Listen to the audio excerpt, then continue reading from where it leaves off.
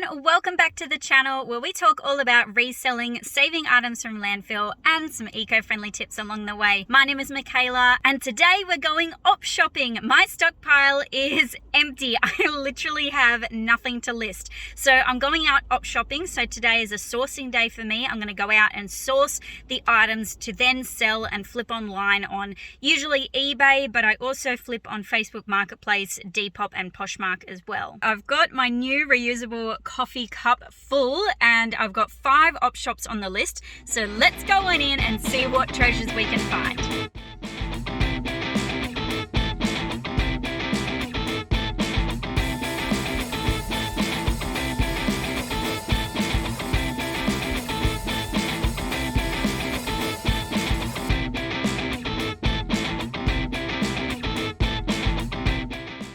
I always take reusable plastic bags in with me when I go into the store so that either I can use them or the next person can use them, but it's just sort of this constant rotation of plastic bags. But always take them in, it makes it easier for you and for the volunteers helping out.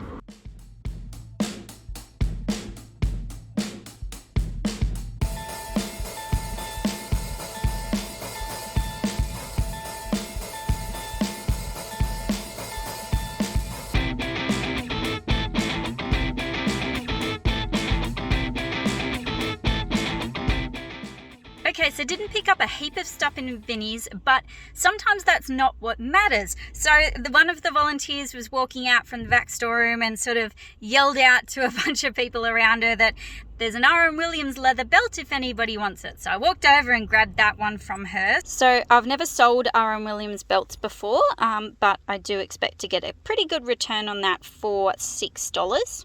And then the other interesting item I got were these socks. So they are brand new in the packet. They do appear to be vintage and real, made in Australia. Now that is the thing that's throwing me about them. I'm a bit confused as to why they would be made in Australia and not the USA. Vintage, brand new Nike socks from the 80s selling for $200. I don't know the age on these, and then being made in Australia, that's throwing me. So yeah, I'll just have to do some more research. But I think for $4, I think I'll see a pretty good return.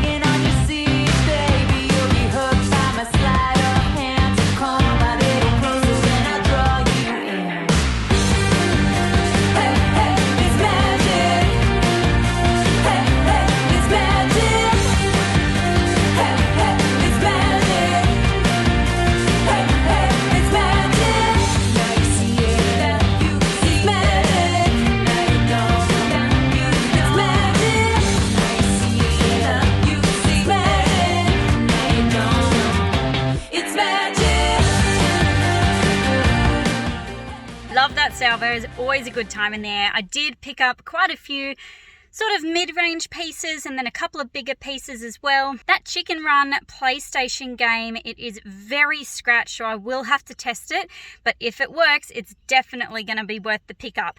So I've got one more store to go to, which is Lifeline. So I apologize, at the beginning of the video I said there was 5, but there's only 4. Let's head on over to Lifeline and do this last op shop, and then we'll go through everything at the end.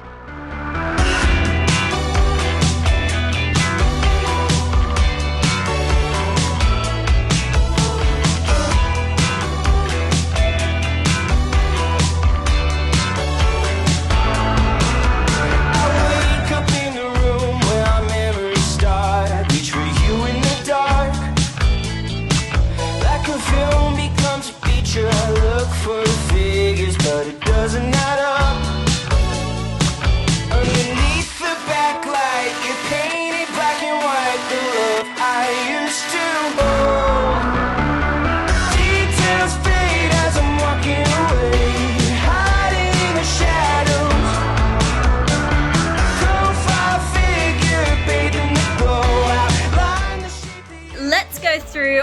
things that I picked up today. I'll quickly go through how much I expect to get for everything, and then we'll do a total at the end. So let's look at these treasures. First up is a few things from Salvos. Now these top ones, it was like somebody had donated all of their vintage USA tourism shirts.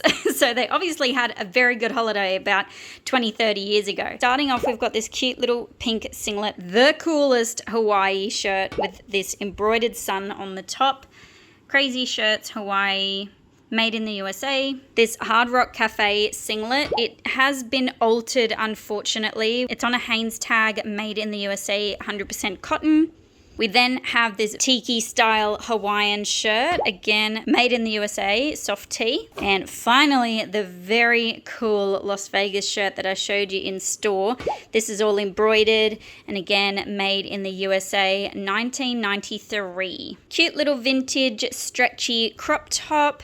There's the tag there, made in Australia. This is a new to me brand, really cute little singlet, and the comps on this brand are fantastic. So something that's very hard for me to film because I film on my phone is I still check comps in store. I don't care if anybody sees me or the staff see me or whatever, because I'm proud of what I do. If I see something hanging on the rack and I'm not sure of the brand name or the style or whatever, then I just look it up straight away. So these new to me brands, I've just looked up today at the comps on eBay right now, and I've gone with my gut on looking at that research in front of me. One of the best parts about this job is that I am continuously learning. Every single day I'm learning something new. Okay, jumping straight back in, we've got a really cool little Y2K top, very early thousands from Esprit. Beautiful sheer piece from Witchery.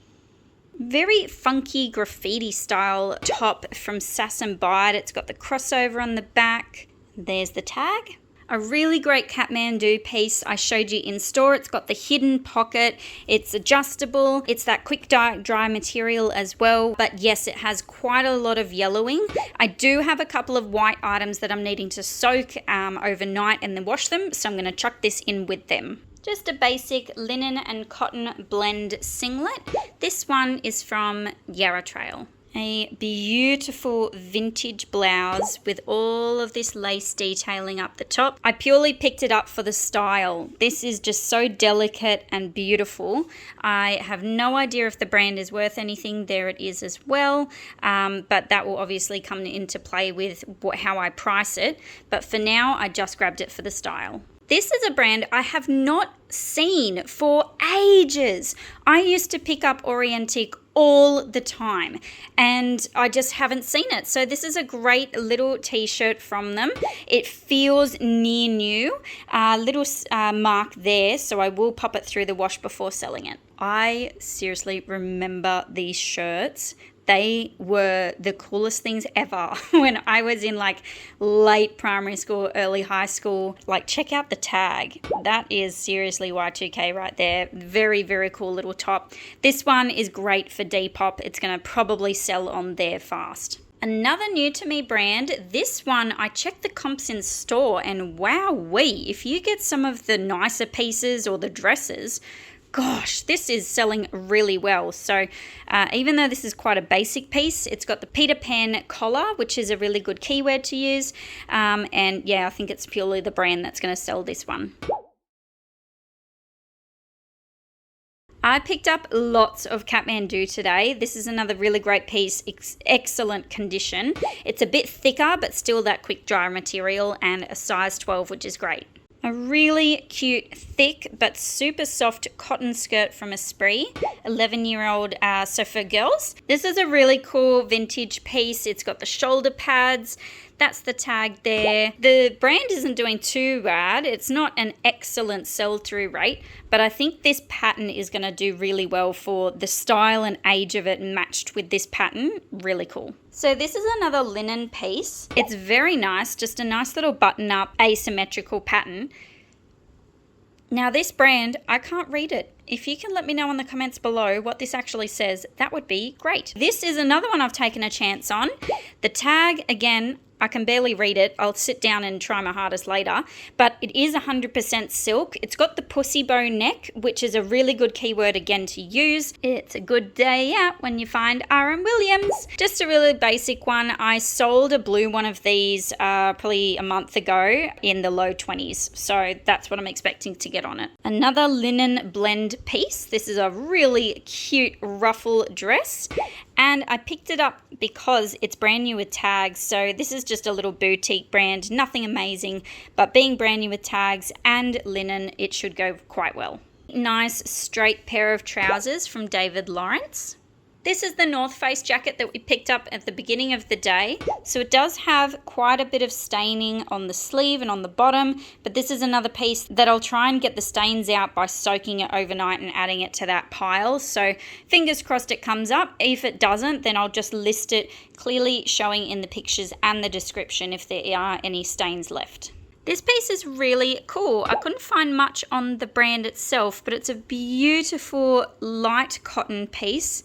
Really nice design, and it's really cool. It's got buttons all the way down the sides. So you got buttons on the sides and it's a button up. So yeah, just a really cool little piece. Cute green linen jumpsuit from French Connection. Really cute boho dress with the ruffle detail. This is brand new with tags. That's the only reason I got it for a really good price as well. So this dress is Leona Emerson, and her dresses do really well, but I just wasn't too sure about this design. So we're just gonna see how it goes really. I don't have high hopes for it. I might just put it for a lower price, but the brand Leona Emerson is one to look out for. A really cute maxi boho dress from Nobody's Child. There didn't seem to be many comps on this brand, but it was familiar to me for some reason, so fingers crossed it does well. How cool is this pattern? This is a really cute little 90s piece. There's the tag there. Pretty pewter dress that's asymmetrical. It's got the ruffle on it. This is from Review. A very funky little Q piece. It is sheer and it's velvet. W Lane I only pick up if it is their linen range. This is 50% linen and it's a really gorgeous sage green as well. David Lawrence is a pretty good brand to look out for. This one is Australian made. It's a beautiful little faux wrap dress. Another stretchy dress from Leona Emerson. August is a great brand to look out for. It's very similar to Spell in Byron Bay. Really nice boho pieces. This has got to be the coolest Kathmandu piece I've ever picked up. It is a dress and it's 55% hemp. So really nice fabric, and it feels brand new. It's got the belt with it, it's got pockets, it's just awesome. Jackie E I rarely pick up anymore. I'm very particular with it. This design is just gorgeous and it's that wrap style as well. It had everything going for it for this piece, so I picked it up. I recently sold one of these dresses from Jane Lamerton. So this is another great brand to look out for. Really high quality, stretchy, good all-rounded dresses. Just a basic little cotton button-up from Esprit. A very cool vintage 80s piece.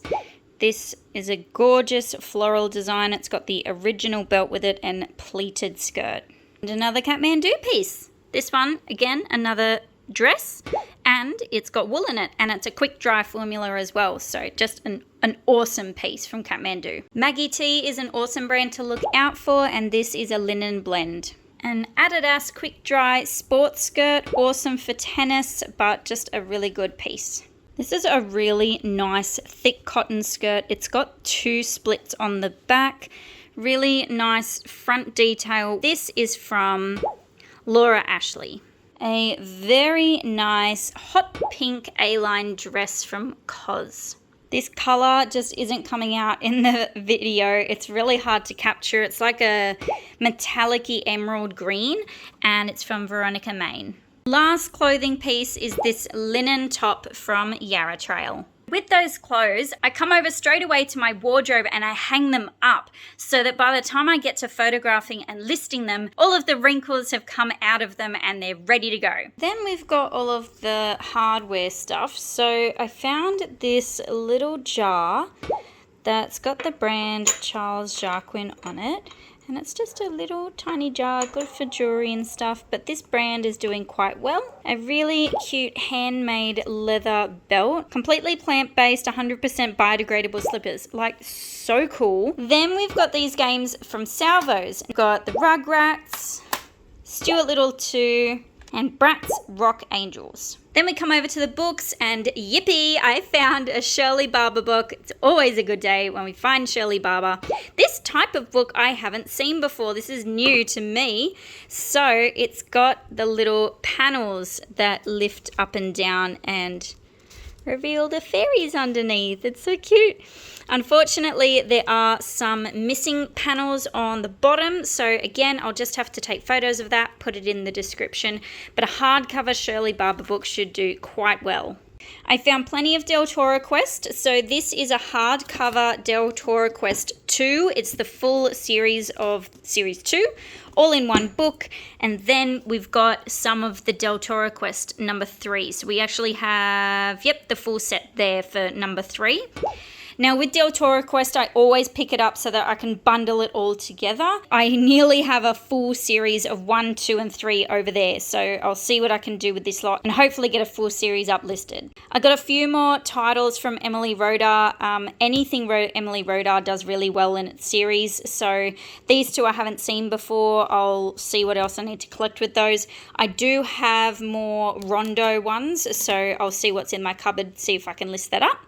Then we've got a Warhammer book. I usually just pick up anything Warhammer, but this one, it has no solds on it. There are a few comps that are quite high, but it's probably going to sit for quite a while. Then I have these beautiful glasses. Picked them up for myself actually, and then I researched this little name down here, and it does appear to be selling quite well, so I'm not sure if I'm going to keep these or sell them just yet. And then to finish up the whole day are these two items, the R.M. Williams belt, which is awesome, and these vintage Nike socks. After all of that, here we should have a total amount of the expected return of my investment with all of those items considered and all of the costs and fees associated with those items as well.